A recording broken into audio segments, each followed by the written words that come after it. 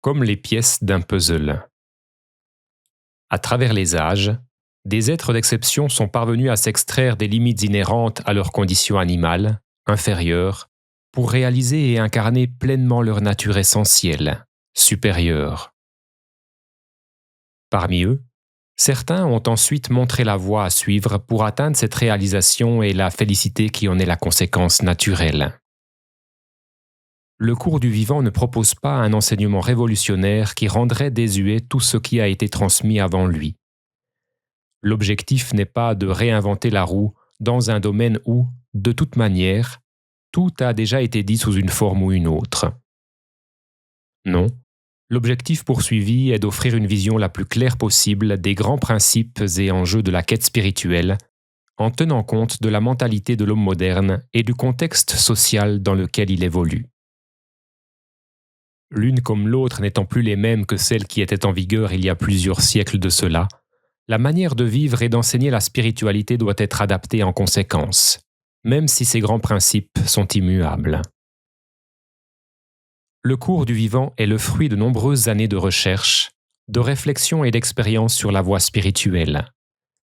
Pour en comprendre la nature autant que les enjeux et les pièges, je suis allé chercher du côté des traditions religieuses, philosophiques et ésotériques, tout en m'intéressant également à la psychologie et aux connaissances scientifiques contemporaines.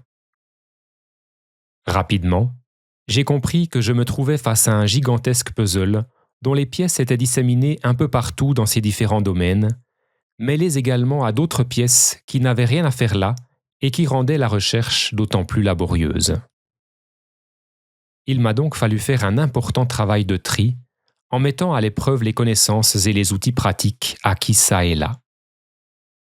J'ai dû également comprendre que les contradictions que je voyais entre les doctrines et les préceptes des différentes traditions n'étaient le plus souvent que le résultat de mes propres erreurs d'interprétation. En vérité, loin de s'opposer les unes aux autres, elles sont complémentaires.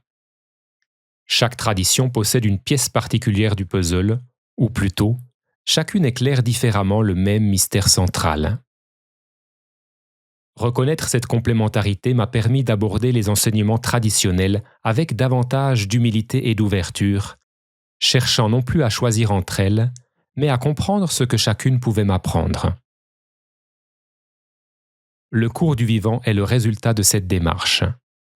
Si je ne peux prétendre que toutes les pièces du puzzle ont été assemblées, j'ai toutefois le sentiment qu'il offre une vision suffisamment claire et cohérente de la quête spirituelle pour que je puisse y voir une synthèse des lumières d'Orient et d'Occident, dont je l'espère vous pourrez vous inspirer pour avancer et faire vos expériences, en gardant à l'esprit que vous progresserez de toute manière à votre rythme et suivrez un itinéraire qui vous est propre, tenant compte des caractéristiques de votre personnalité, forcément singulières.